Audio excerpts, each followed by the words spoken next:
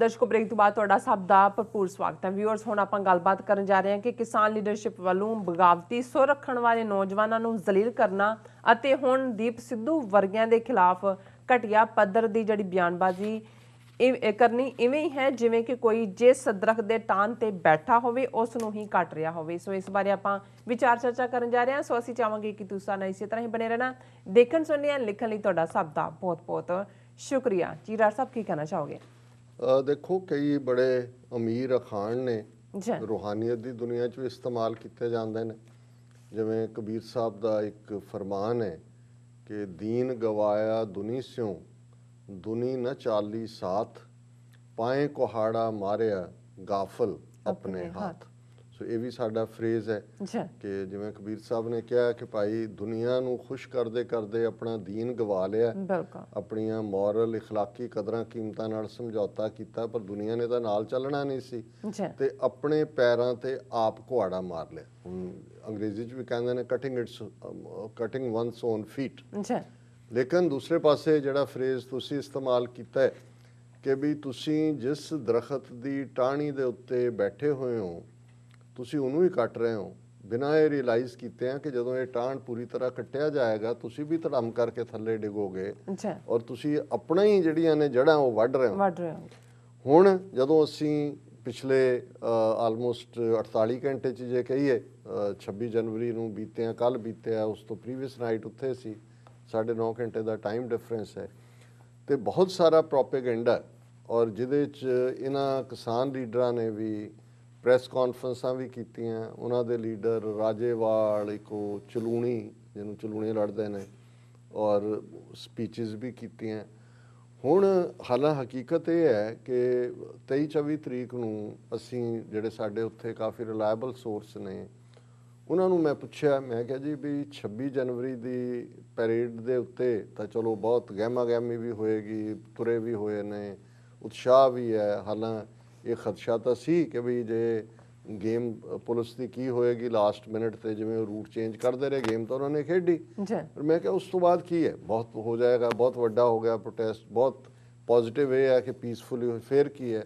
वो कहते जी हकीकत ये है कि they already have hit the road block. किसान लीडरां नूं भी पता नहीं लग रहा कि भी उन्होंने तो 11वीं मीटिंग जिहड़ी कीती है वो 2.5-3 घंटे इंतजार करवाया तो अद्धे घंटे च मोड़ दिता। उन्होंने कहा जी हुण तुसीं दस देना जे तुसीं ये सस्पेंशन मनदे हो 18 महीने की। उन्होंने कहा जी इन्हों पता नहीं लग रहा भी की करन। हुण जदों कि उन्हां दे कोल खुद लीडरशिप तो वो हुंदी है जिहनूं असीं क़यादत कहंदे हैं जिहड़ी राह दसदी है। जदों लोकां दा मनोबल डिग्गिया हुंदा है लीडर उस नूं खड़ा रखदा है। जे तुहाडे काडर दे विच कदे कोई कमज़ोरी भी आंदी है तुसी लाइक ए हर्ड जिवें एक जिहड़ा आजड़ी है जां शैफर्ड है वो अपने उस सारे माल नूं इकट्ठा रखदा है, इवें ही एक लीडर जिहड़ा है वो अपने किसी काडर नूं गवांदा नहीं है। इहदे बावजूद भी जे कमज़ोरी होए हालां जो वापरिया उहदे च तां कोई कमज़ोरी भी नहीं है कि भी तुसीं लोकां नूं रिंग रोड दा किहा उन्होंने तुहानूं गल्लां बातां च ला के अखीर वेले वो वाहन च तोड़ दिता कि उत्थे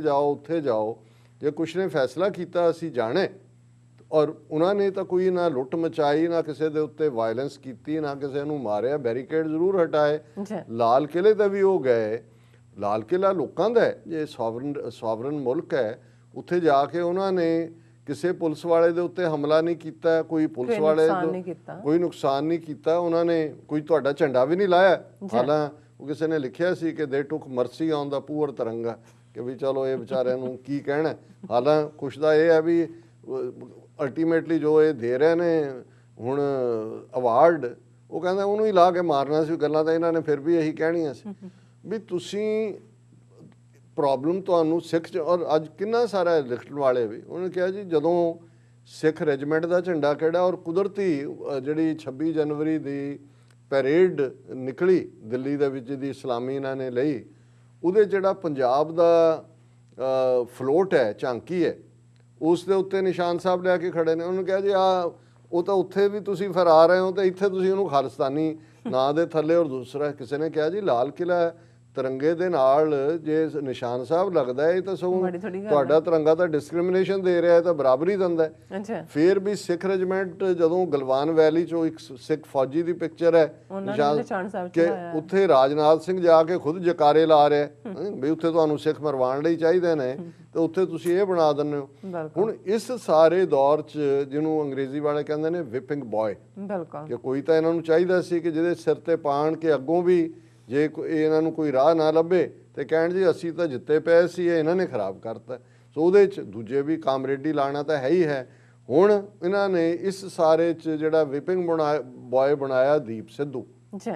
ਹੁਣ ਮੈਂ ਕਦੇ ਵੀ ਕਿਸੇ ਇੰਡੀਵਿਜੂਅਲ ਦੀ ਵਰਸ਼ਿਪ 'ਚ ਯਕੀਨ ਨਹੀਂ ਰੱਖਦਾ ਕਿ ਭਾਈ ਤੁਸੀਂ ਪੋਲੀਟੀਕਲ ਆਈਕੋਨਿਕ ਵਰਸ਼ਿਪ ਦਾ ਮਤਲਬ ਹੈ ਜੀ ਉਹ ਤੁਹਾਡਾ। ਇੱਕ ਅੱਧੀ ਵਾਰੀ ਮੈਂ ਆਪਣੇ ਚੜ੍ਹਦੀ ਜਵਾਨੀ ਵੇਲੇ ਜਿਸ ਦੇ ਉੱਤੇ ਫੇਥ ਕੀਤਾ, ਮੈਨੂੰ ਅਲਟੀਮੇਟਲੀ ਹੋਇਆ ਵੀ ਨਹੀਂ, ਇਹ ਬੰਦਾ ਤੇ ਕਿਤੇ ਵੀ ਵਿਕ ਸਕਦਾ ਹੈ, ਝੁਕ ਸਕਦਾ ਹੈ, ਟੁੱਟ ਸਕਦਾ ਹੈ, ਸਿਧਾਂਤ ਦੇ ਨਾਲ ਤੁਹਾਡੀ ਵਫਾਦਾਰੀ ਹੋਏ। ਸੋ ਮੈਂ ਕਿਸੇ ਇੰਡੀਵਿਜੂਅਲ ਦੇ ਲਈ ਵਾਊਚ ਨਹੀਂ ਕਰਦਾ, ਪਰ ਤੁਹਾਨੂੰ ਇਹ ਅੰਦਾਜ਼ਾ ਹੋ ਜਾਂਦਾ ਹੈ ਕਿ ਭਾਈ ਠੀਕ ਹੈ, ਜੇ ਇਹ ਵੀ ਇੱਕ ਟਰੂਥ ਹੈ ਕਿ every Saint has A past and every criminal has A future. ਬਿਲਕੁਲ, ਕਿ ਵੀ ਜਿਹੜਾ ਅੱਜ ਸੰਤ ਹੈ ਜਿਹਦੇ ਅੱਗੇ ਅਸੀਂ ਝੁਕ ਰਹੇ ਹਾਂ, ਉਹਦਾ ਪਿਛੋਕੜ ਦੇ ਵਿੱਚ ਕਮਜ਼ੋਰੀਆਂ ਹੋਣਗੀਆਂ, ਉਹ ਕ੍ਰਿਮੀਨਲ ਵੀ ਹੋ ਸਕਦਾ ਹੈ। ਤੇ ਜਿਹੜਾ ਅੱਜ ਕ੍ਰਾਈਮ ਕਰ ਰਿਹਾ ਕ੍ਰਿਮੀਨਲ ਹੈ, ਉਹਦੇ ਫਿਊਚਰ 'ਚ ਵੀ ਅਸੀਂ ਕਹੀਏ ਵੀ ਇਹ ਕ੍ਰਿਮੀਨਲ ਹੈ, ਉਹ ਸੰਤ ਵੀ ਬਣ ਸਕਦਾ ਹੈ। ਸੋ ਮਤਲਬ ਇਹ ਹੈ, ਹੁਣ ਇਹਨੂੰ ਦੀਪ ਸਿੱਧੂ ਨੂੰ ਜਿਵੇਂ ਡਿਮੋਨਾਈਜ਼ ਕੀਤਾ ਸਾਰਾ, ਤੁਸੀਂ ਦੇਖੋਗੇ ਮੀਡੀਆ ਦੇ ਵਿੱਚ ਖਬਰਾਂ ਭਰੀਆਂ ਹੋਈਆਂ ਨੇ।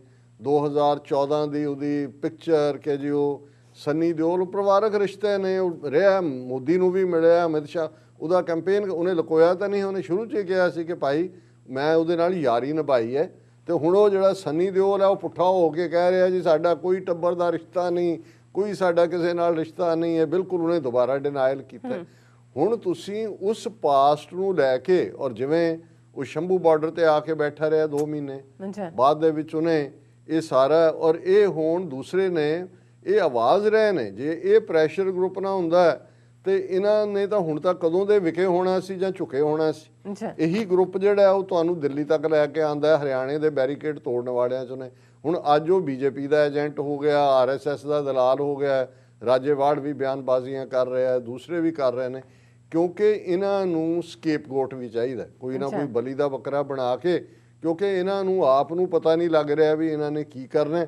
ਔਰ ਜਿਹੜੀਆਂ ਖਬਰਾਂ Republic Day violence, farmer unions condemn actor Deep Sidhu's actions, ਫਿਰ ਤੁਸੀਂ ਟ੍ਰਿਬਿਊਨ ਚੁੱਕਦੇ ਹੋ Punjab should boycott traitors, Deep Sidhu, Satnam Pannu, Sarwan Pandher. ਹੁਣ ਇਹ ਜਿਹੜੇ ਦੂਸਰੇ ਨੇ ਉਹ ਨੇ ਜਿਹੜੀ ਮਾਝੇ ਦੀ ਆਰਗੇਨਾਈਜੇਸ਼ਨ ਕਿਸਾਨਾਂ ਦੀ ਜਿਹਨੇ ਲੀਡ ਕੀਤਾ, ਜਦੋਂ ਕਿ ਉਹਨਾਂ ਨੇ ਬੈਰੀਕੇਡ ਤੋੜੇ ਔਰ ਪਹਿਲਾਂ ਨਿਕਲ ਪਏ 7 ਵਜੇ 8 ਵਜੇ। ਔਰ ਫਿਰ ਮਤਲਬ ਇਹਨਾਂ ਦੇ ਨੈਸ਼ਨਲ ਚੈਨਲ, ਮੈਂ ਹੈਰਾਨ ਹੈ NDTV ਦੇ ਉੱਤੇ ਵੀ, ਕਿ ਜੀ ਉਹ ਜਦੋਂ ਕਿ ਦੀਪ ਸਿੱਧੂ ਨਾਲ ਜਿਹੜੀ ਹੈ ਬਦਸਲੂਕੀ ਕਰ ਰਿਹਾ ਕਿਸਾਨਾਂ ਦਾ ਇੱਕ ਗਰੁੱਪ, ਇਹ ਰਾਲ ਕਿਲਾ ਘਟਨਾ ਤੋਂ, ਉਹਦੀ ਉਹ ਵੀਡੀਓ ਦਿਖਾ ਰਹੇ ਨੇ ਕਿ ਜੀ farmers chase away Deep Sidhu after saffron flag is hoisted. ਹੁਣ ਇਹ ਸਾਰੇ 'ਚੋਂ ਤੁਸੀਂ ਕੀ ਦੇਖਦੇ ਹੋ ਕਿ ਇਹ ਇੱਕ ਜਿੱਥੇ ਇੱਕ ਜਿਹਨੂੰ ਮਨੋਵਿਗਿਆਨਕ ਤੌਰ 'ਤੇ ਬਿਮਾਰ ਮਾਨਸਿਕਤਾ ਹੈ, ਜ਼ਹਿਨੀ ਤੌਰ ਦੇ ਉੱਤੇ ਬਿਮਾਰੀ ਹੈ, ਨਾਕਾਬਲੀਅਤ ਹੈ, ਆਗੂ ਤਾਂ ਕਦੇ ਹਾਰਦਾ ਨਹੀਂ, ਲੀਡਰ ਤਾਂ ਕਦੇ ਨਹੀਂ ਹਾਰਦਾ, ਉਹ ਤਾਂ ਆਪਣੇ ਲੋਕਾਂ ਨੂੰ ਜਿੱਤ ਦੇ ਵੱਲ ਲੈ ਕੇ ਜਾਂਦਾ ਹੈ। ਤੇ ਜੇ ਤੁਸੀਂ ਰੋਣ ਧੋਣ ਦਾ ਕੰਮ ਹੀ ਰੱਖ ਲਿਆ ਜਾਂ ਸ਼ਿਕਾਇਤ ਹੀ ਜਾਂ ਅਦਰ ਵੇ ਅਰਾਊਂਡ ਹੀ ਹੈ, ਫਿਰ ਤਾਂ ਅੱਧੀ ਤੋਂ ਜ਼ਿਆਦਾ ਲੜਾਈ ਤਾਂ ਤੁਸੀਂ ਹਾਰ ਚੁੱਕੇ। ਹਾਲਾਂਕਿ ਸਾਨੂੰ ਇਹ ਕਲੀਅਰਲੀ ਨਜ਼ਰ ਆਉਂਦਾ ਵੀ ਨਾ ਤਾਂ ਲੜਾਈ ਇਹ 3 ਖੇਤੀ ਕਾਨੂੰਨਾਂ ਦੀ ਸੀ, ਜਿਹੜੇ ਇਹਨੂੰ ਸਮਝਦੇ ਸੀ ਕਿ ਇਹ ਹਾਸਲ ਅਸੀਂ ਕਰਕੇ ਫਿਰ ਅੰਤ ਕਰ ਦਿਆਂਗੇ, ਉਹਨਾਂ ਨੂੰ ਵੀ ਡਿਸਅਪੁਆਇੰਟਮੈਂਟ ਹੋ ਰਹੀ, ਕਿਉਂਕਿ ਹਕੂਮਤੀ ਪਾਰਟ ਤਾਂ ਇਹ ਜਿਹੜੀ ਕੰਟੀਨਿਊਟੀ ਹੈ ਉਹਨਾਂ ਦੀ ਸਿੱਖ ਪੰਜਾਬ ਦੇ ਖਿਲਾਫ ਨੀਤੀਆਂ ਦੀ, ਇਹ ਉਸ ਦਾ ਜਿਹਨੂੰ ਮੈਂ ਆਪਣੀਆਂ ਪ੍ਰੈਜੈਂਟੇਸ਼ਨਸ ਕਿਹਾ ਕਿ this is the last straw on the camel's back. ਪਰ ਜਿਹੜਾ ਕੁਛ ਕੈਮਲ ਦੇ ਉੱਤੇ ਪਹਿਲਾਂ ਦਾ ਲੱਦਿਆ ਹੋਇਆ, ਜੋ ਸਿੱਖਾਂ ਦੇ ਨਾਲ ਇਹਨਾਂ ਦੀ 74 ਸਾਲ ਦੀ ਕਹਾਣੀ ਹੈ ਡਿਸਕ੍ਰਿਮੀਨੇਸ਼ਨ ਦੀ, economical genocide, physical genocide, historical genocide, statistic genocide. ਔਰ ਸਾਨੂੰ ਤਾਂ ਇਹ ਲੱਗਦਾ ਕਿ ਰਾਦਰ ਇਹ ਲਾਲ ਕਿਲੇ ਦੇ ਉੱਤੇ ਝੰਡਾ ਲਹਿਰਾਉਣ ਨੇ ਜਿਹੜੀ ਹੈ ਸਿੱਖ ਕਾਜ਼ ਨੂੰ ਦੁਨੀਆ ਭਰ ਦੇ ਵਿੱਚ ਹਾਈਲਾਈਟ ਵੀ ਕੀਤਾ ਹੈ, ਸਾਡਾ ਨਿਸ਼ਾਨਾ ਵੀ ਸਮਝਾ ਦਿੱਤਾ ਹੈ, ਕੌਮ ਨੇ ਆਪਣੇ ਗਟਸ ਔਰ ਸਟਰੈਂਥ ਵੀ ਦਿਖਾਈ ਹੈ।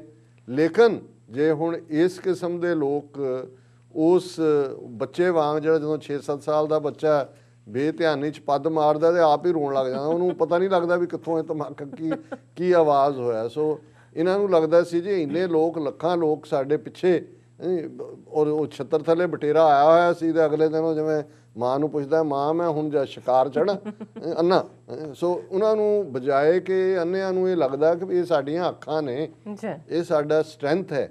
ਲੇਕਿਨ ਜਿਸ ਕਿਸਮ ਦਾ ਵਰਤਾਰਾ ਇਹ ਕਰ ਰਹੇ ਨੇ, ਇਹ ਮੈਂ ਕਹਿਣ 'ਚ ਮੈਨੂੰ ਕੋਈ ਝਿਜਕ ਨਹੀਂ ਹੈ ਕਿ ਇਹਨਾਂ ਦਾ ਕੋਈ ਬਹੁਤਾ ਇਹ ਜਿਹੜਾ ਸੌਦਾ ਸੂਦਾ ਇਹਨਾਂ ਦਾ ਬਹੁਤਾ ਵਿਕਣਾ ਨਹੀਂ ਹੈ। ਸਿੱਖ ਲੜਾਈ ਤਾਂ ਜਾਰੀ ਰਹੇਗੀ, ਇਕੱਲੀ 3 ਕਾਨੂੰਨਾਂ ਦੇ ਖਿਲਾਫ ਹੀ ਨਹੀਂ, ਆਪਣੀ ਆਜ਼ਾਦੀ ਤੱਕ। ਪਰ ਮੈਨੂੰ ਲੱਗਦਾ ਹੈ ਵੀ ਇਹਨਾਂ ਦਾ ਜਿਸ ਕਿਸਮ ਦਾ ਵਰਤਾਰਾ ਹੈ ਅਕਿਰਤ ਘਣਤਾ ਵੀ ਹੈ। ਤੁਸੀਂ ਉਹਨਾਂ ਆਪਣੇ ਬੱਚਿਆਂ ਨੂੰ, ਉਹ ਸਾਰੇ ਜਿਹੜੇ ਕਿ ਦਿਨ ਰਾਤ ਜਾ ਕੇ 2 ਮਹੀਨੇ ਤੋਂ ਸਾਰੇ ਉੱਥੇ ਹੀ ਬੈਠੇ ਹੋਏ ਨੇ, ਔਰ ਤੁਸੀਂ ਉਹਨਾਂ ਨੂੰ ਜ਼ਲੀਲ ਕਰਦੇ ਰਹੇ ਹੋ, ਸਟੇਜ ਤੇ ਨਹੀਂ ਚੜ੍ਹਨ ਦੇਣਾ। ਦੂਜਾ, ਤੁਸੀਂ ਉਹਨਾਂ ਬੱਚਿਆਂ ਨੂੰ ਆਪਣੇ ਕਲਾਵੇ ਚ ਲਾਓ। ਤੁਸੀਂ ਜੇ ਬਜ਼ੁਰਗ ਹੋ ਔਰ ਇਮਾਨਦਾਰ ਹੋ, ਤੁਸੀਂ ਕਹੋ ਜੀ ਤੁਸੀਂ ਸਾਡੇ ਨਾਲ ਹੋ, ਤੁਸੀਂ ਦੱਸੋ ਆਹ ਸਾਡੀਆਂ। ਕਿਸੇ ਨੇ ਨਹੀਂ ਸੀ ਕਿਹਾ ਕਿ ਜੀ ਇਹ ਕਿਸਾਨ ਲਹਿਰ ਖਾਲਿਸਤਾਨ ਦੀ ਲਿਬਰੇਸ਼ਨ ਦੀ ਹੈ, ਪਰ ਤੁਸੀਂ ਸਿੱਖ ਨੈਰੇਟਿਵ, ਸਿੱਖ ਫੈਕਟਰ, ਲੰਗਰ ਤੁਸੀਂ ਸਿੱਖਾਂ ਦੇ ਨਿਸ਼ਾਨ ਸਾਹਿਬ ਥੱਲੇ ਖਾਓ। ਡਾਇਸਪੋਰਾ ਸਿੱਖ ਜਿਹੜੇ ਨੇ ਉਹ ਤੁਹਾਡੇ ਰੈਸਕਿਊ ਤੇ ਹੋਣ, ਫਾਈਨੈਂਸ਼ਲੀ ਕੋਈ ਮਸਾਜ ਮਸ਼ੀਨਾਂ ਲਾ ਰਿਹਾ, ਕੋਈ ਦੂਜਾ ਕਰ ਰਿਹਾ, ਤੇ ਤੁਸੀਂ ਕਹੋ ਨਹੀਂ ਅਸੀਂ ਭਾਰਤ ਮਾਤਾ ਦੇ ਸਪੁੱਤਰ ਹੈ।